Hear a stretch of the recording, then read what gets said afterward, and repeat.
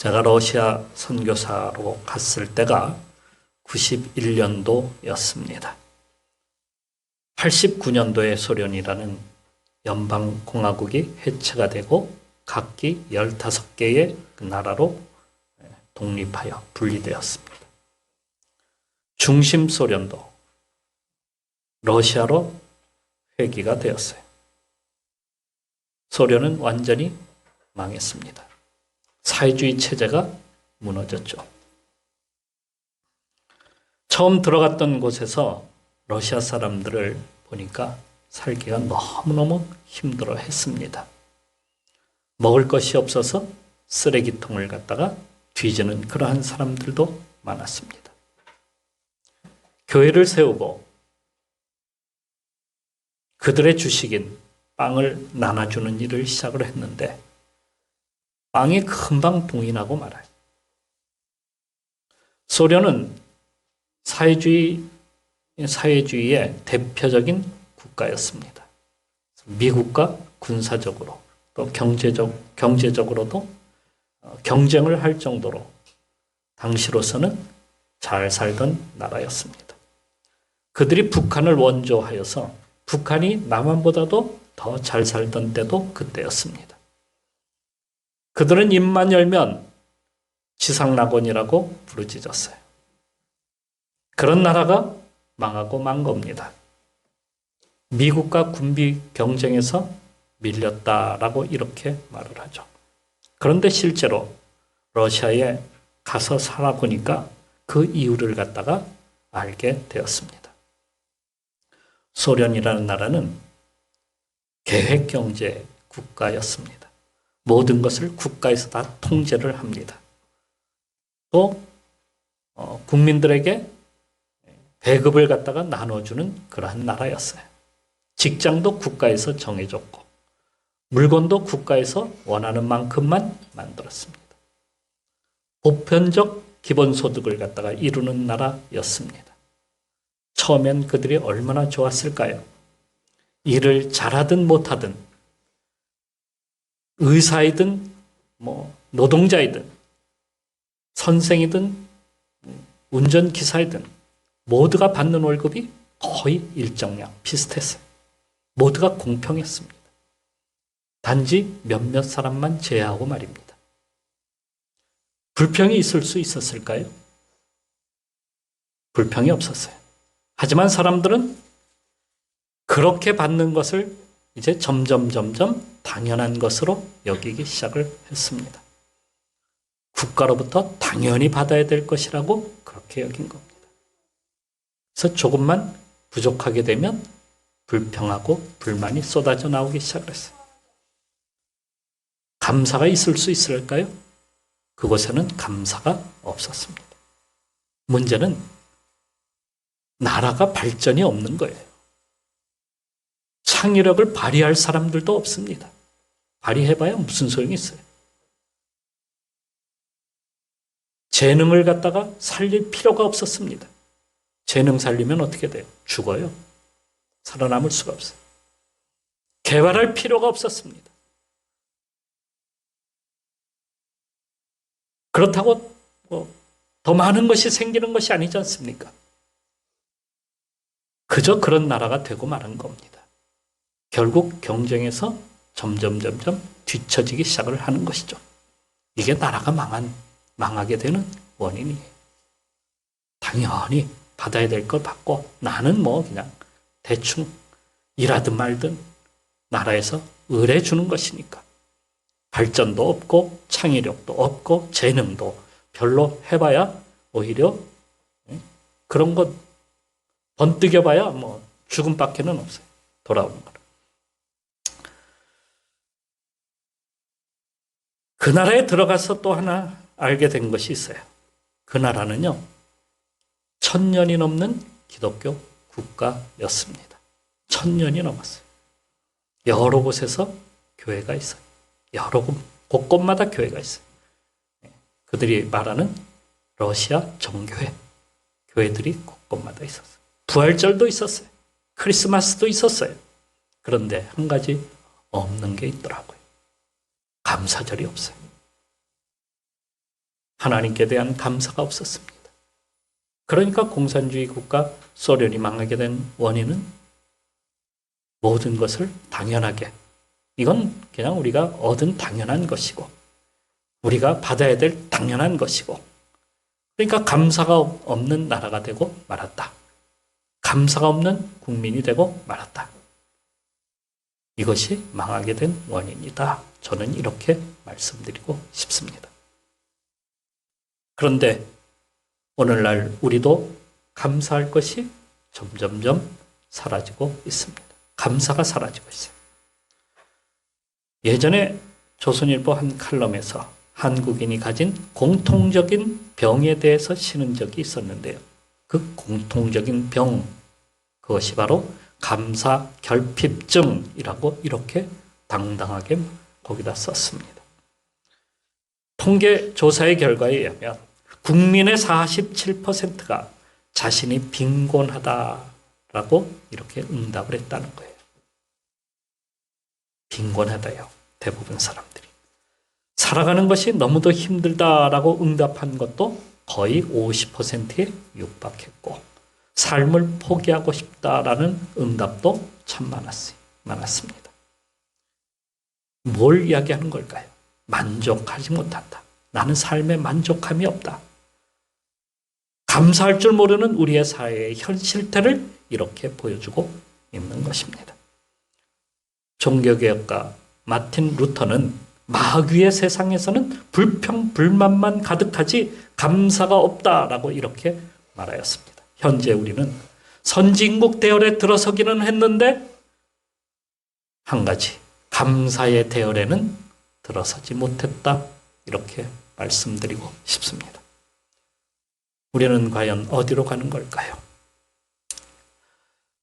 지금부터 60년 전 미국 사람들에게 필요한 생활 조건에 필요한 것들이 몇 가지냐라는 것을 조사해 봤더니 72가지였다라고 이렇게 말을 합니다. 그 중에 절실하게 필요한 것은 18가지였다고 합니다. 그런데 오늘날에는 그것이 얼만큼으로 늘어났냐면 496가지로 늘어났다. 정말 우리가 필요로 하는 것들이 말입니다. 그 중에서 절대 필요로 한 것들은 28가지가 된다고 합니다. 그것은 우리도 마찬가지죠. 과거엔 사치용품이라고 이야기했던 것들이 오늘날에는 필수용품이 되고 말았어요.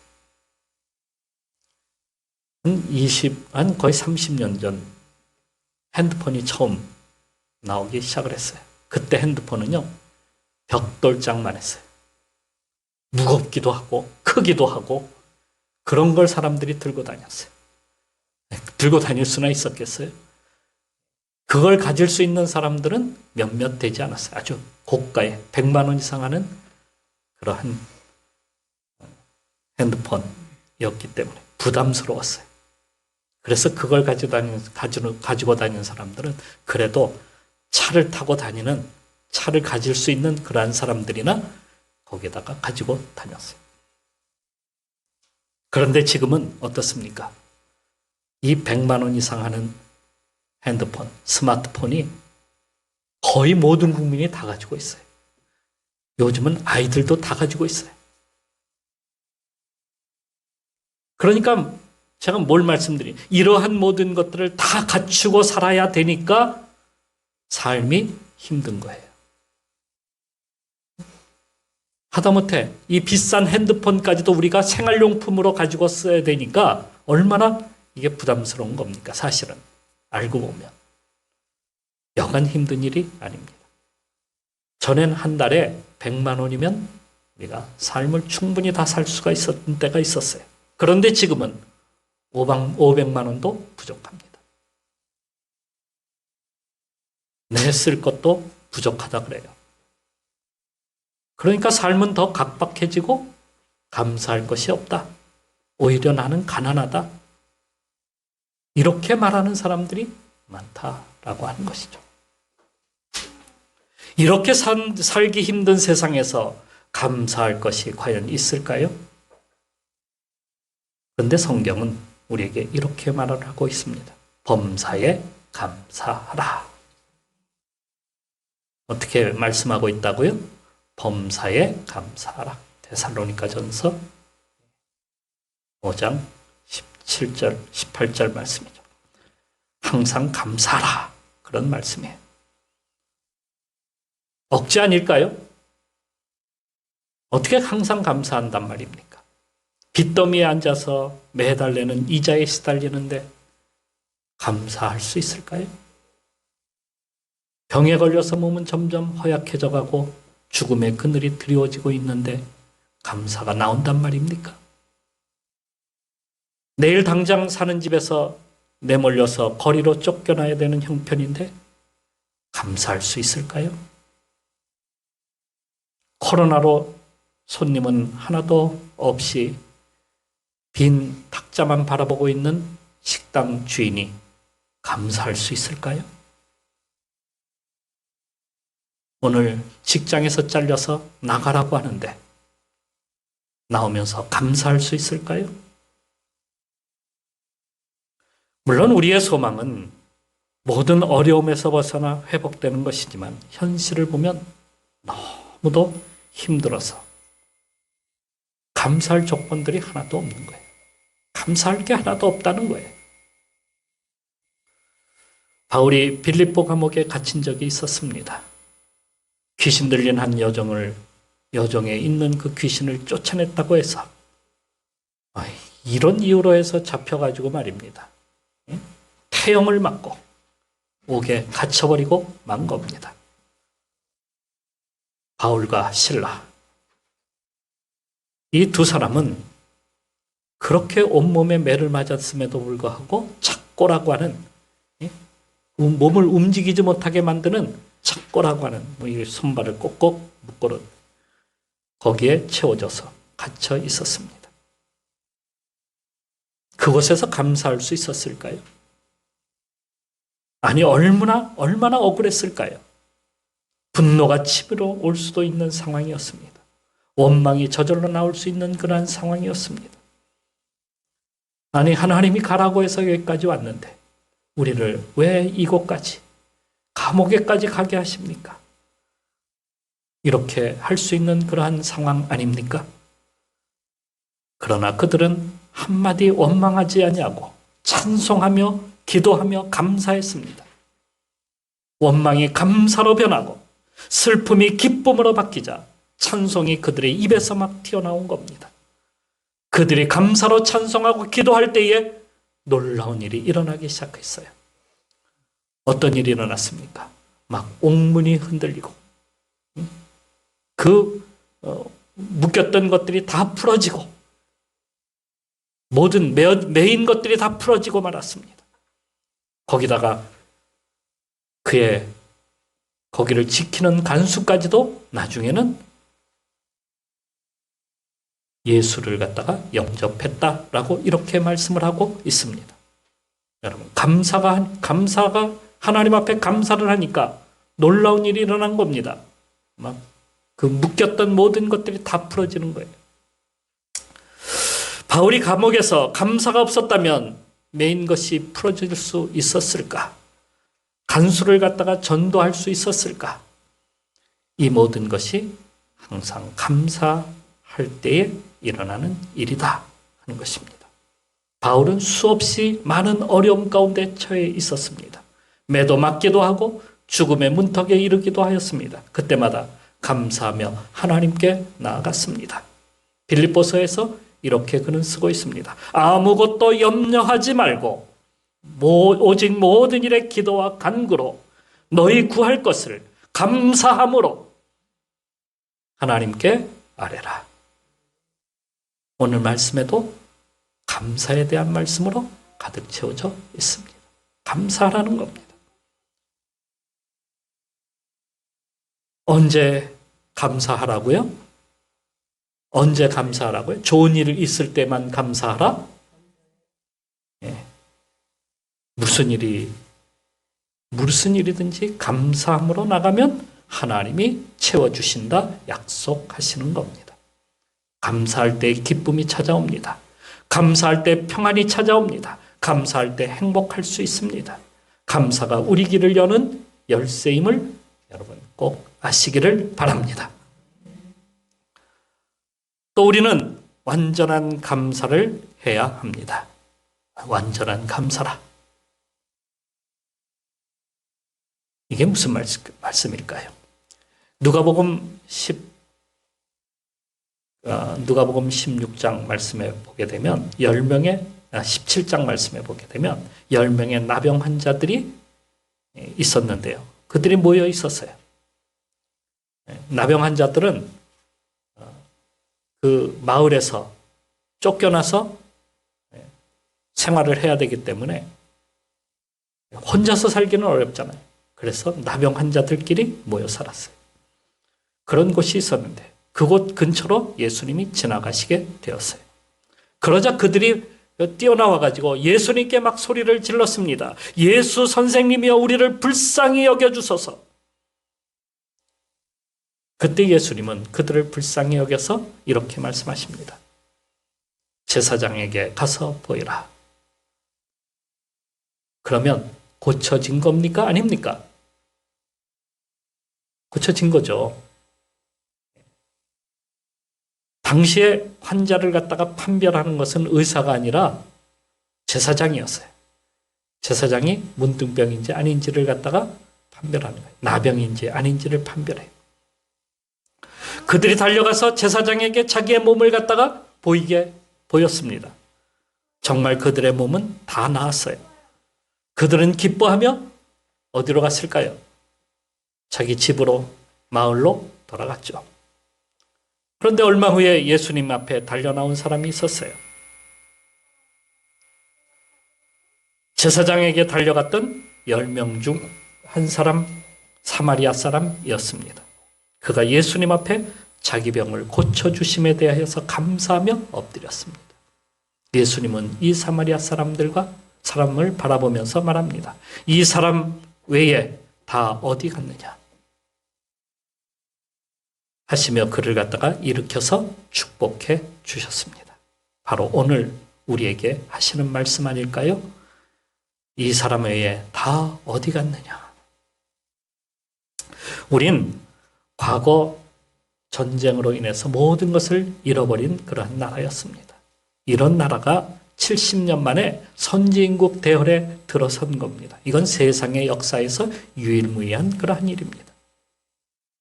어려울 때 많은 사람들이 하나님께 나와서 그때 간절하게 기도했어요. 정말 열심으로 하나님을 섬겼어요. 많은 사람들이 하나님을 믿고 따르고 의지하기 시작할 때에 하나님께서 우리 이 나라를 굽어 살펴보신 겁니다. 물론 모두가 열심히 나와서 일을 했습니다. 그래서 한강의 기적을 이루었죠. 그런데 이 모든 것을 우리의 노력으로만 얻은 것이다 이렇게 이야기할 수 있습니까? 그때 하나님께서 우리와 함께 하시지 않았다고 한다면, 우리를 돕지 않았다고 한다면 우리가 이렇게 복을 받을 수 있었을까? 그런데 말입니다. 오늘날 사람들이 하는 이야기가 우리의 노력으로 얻은 것이지, 우리의 힘으로 얻은 것이지 이렇게 말을 하고 있는 겁니다. 그러니 감사가 있을 수 있단 말입니까? 감사가 없는 거예요. 하나님은 그때 나를 찾던 사람들이 다 어디 갔느냐? 이렇게 말씀을 하고 계시는 겁니다. 힘들 땐 하나님께 나와서 살려달라고 기도했는데 밥벌이가 되고 삶이 나아지가 되니까 다 내 노력으로 얻은 결과다. 이렇게 말을 하는 것입니다. 나병 환자들도 다 나을 때가 되었으니까 나았지 이렇게 생각하는 거예요. 그들이 예수님 앞에 나와서 우리를 불쌍히 여겨달라고 그렇게 이야기했는데 고쳐지니까 뭐 나을 때가 돼서 나은 거지. 왜 그렇게 생각했는지 아십니까? 예수라는 분이 우리에게 와서 손을 댄 것도 아니고 우리에게 약을 준 것도 아니고 그냥 가라 이렇게 말을 했으니 그게 뭘 고쳐준 거예요. 날 때 돼서 나은 거지. 아니 이미 나은 거를 가서 보이라 이렇게 얘기한 것 아닙니까?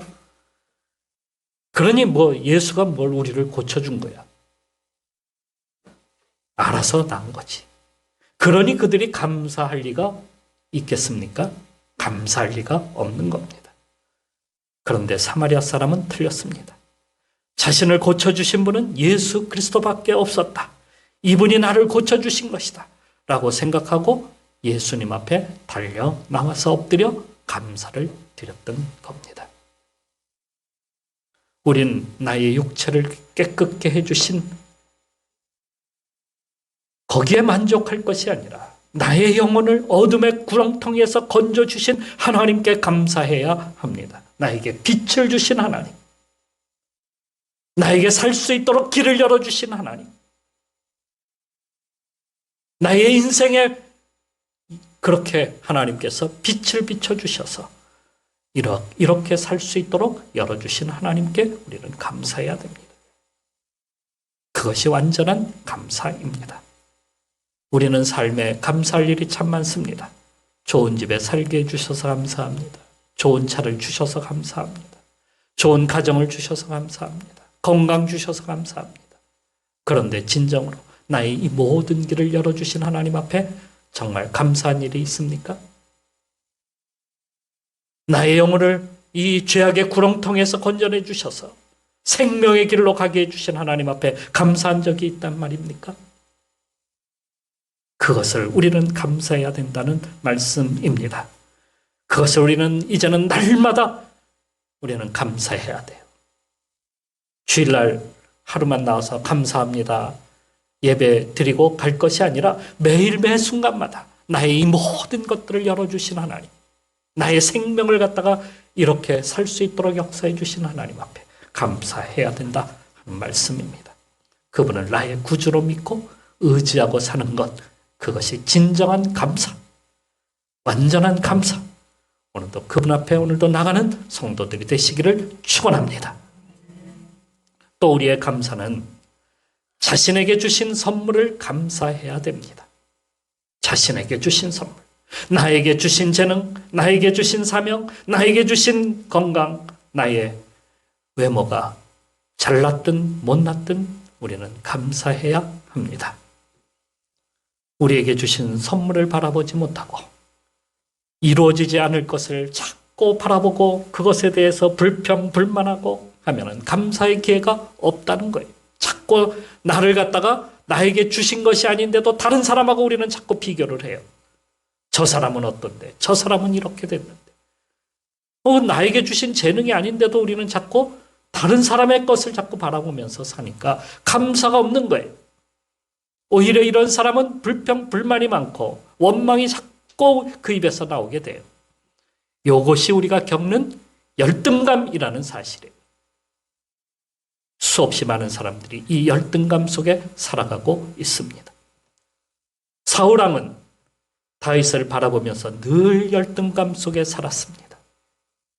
가인은 아벨이 드리는 제사를 바라보면서 열등감 속에 빠졌습니다. 요셉의 형제들은 요셉을 바라보면서 요셉의 재능에 열등감을 갖게 되었습니다. 가룟 유다는 막달라 마리아를 바라보면서 열등감에 빠졌어요. 아나니아와 삽비라는 바나바를 바라보며 열등감에 빠졌습니다. 영화 아마데우스, 거기에 나오는 당대에 뛰어난 궁정 오페라 감독이며 지휘자로 그렇게 유명세를 가지고 있었던 살리에르라고 하는 사람은 모차르트에 대해서 모차르트를 볼 때마다 열등감에 사로잡혀서 고통 속에 살다가 죽고 말았다. 그렇게 나오고 있습니다. 여리고에는 삭개오라고 하는 열등감에 빠진 한 사람이 있습니다. 그의 키는 아주 작았습니다. 사람들은 그를 난쟁이 삭개오라고 그렇게 놀렸습니다. 돈은 많았고 가진 것은 풍부했습니다. 그런데 그럼에도 그는 항상 열등감 속에 살았습니다. 그것을 부모 탓하면서 자신은 좋은 혈통으로 태어나지 못했다고 그렇게 생각하며 살았습니다. 그러니 감사할 수가 없었어요. 감사가 없는 사람이 가진 것은 많은데 감사 없는 삶을 살다 보니 행복할 수 있을까요? 늘 자신은 불행하다고 여겼어요. 그렇게 많은 재산을 가지고 그렇게 출세까지도 했는데도 불구하고 자신은 늘 불행하다고 여겼어요. 그런 그가 예수님을 만나게 되자 그의 인생이 180도 확 뒤바뀌어 버렸어요. 감사하는 인생이 된 겁니다. 어떻게 아냐고요? 그의 재산을 다 나눠주잖아요. 얼마나 감사했으면 다 나눠줍니까? 예수님은 그에게 뭐라고 했길래 그가 이렇게 변했을까요? 성경을 보게 되면 이렇습니다. 예수님께서 그를 바라보면서 말씀하셨어요. 삭개오야, 속히 내려오라. 내가 오늘 너의 집에 유하여야 하겠다. 주님께서 삭개오가 부자인지 가난한지 어떻게 알아? 그가 키가 작은 것만 보여. 그런데 주님은 키가 크고 작은 것에 중심을 두지 않았어요. 그냥 너희 집에 가야 되겠다라고 말씀을 하셨어요. 그러니까 그가 처음으로 느낀 것은 뭐냐면 주님이 자신을 편견 없이 대하고 계시는구나. 나를 이렇게까지 대해 주시는구나. 이걸 아는 거예요. 다음으로 삭개오에게 주님은 이렇게 말씀을 하셨어요. 나중에 이 사람도 아브라함의 자손이미로다. 그는 자기 조상에 대하여 나는 별로 좋은 혈통이 못 된다라고 생각을 했어요. 그런데 주님은 그렇게 말씀하시지 않았어요. 그도 아브라함의 자손이미로다. 똑같은 혈통이다. 너와 나는 다를 것이 없다. 그러니까 그가 변했던 것은 그러한 말씀을 듣고 난 다음에 너무너무 감격했어요. 내가 안 좋은 혈통이었다라고 그 열등감을 가지고 있었는데 그것이 한순간 다 날아가 버렸어요. 아, 정말 감사해야 되겠구나. 그래서 그로부터 감사하는 삶을 살게 되는 겁니다. 그의 인생은 어떻게 되었을까요? 행복하게 살았을까요? 불행하게 살았을까요? 행복하게 산 거예요. 열등감이 사라지니까 행복한 거예요. 감사가 되니까 행복한 거예요. 나의 외모, 나의 직업, 나의 가족, 여러분 부끄럽다고 생각하십니까? 나에게 주신 하나님의 선물입니다. 그걸 감사하고 기뻐할 때에 놀라운 일이 일어난다는 사실을 여러분도 다시 한번 가시고 오늘도 열등감 속에 빠지지 말고 오히려 감사함으로 하나님 앞에 나가는 성도가 됩시다. 우리는 늘 하나님의 사랑 속에 살아가고 있다는 사실을 우리는 알아야 합니다. 이 모든 것을 우리에게 베풀어 주시고 우리를 구원하시기 위하여 자기의 아들까지도 우리에게 주신 분 아니십니까? 이렇게 사랑해 주시는 것. 우리가 살아가는 것, 우리 영혼이 풍성한 것 정말이지 감사하지 않을 수가 없는 겁니다. 감사의 삶을 살아가야 하지 않을까. 우리 다시 한번 생각해 봅시다. 감사하면 놀라운 기적이 일어나는 겁니다. 감사하면 여러분 삶이 행복한 겁니다. 감사하면 여러분의 길이 열리는 겁니다. 감사하는 것들을 자꾸 쌓아가시기를 축원합니다.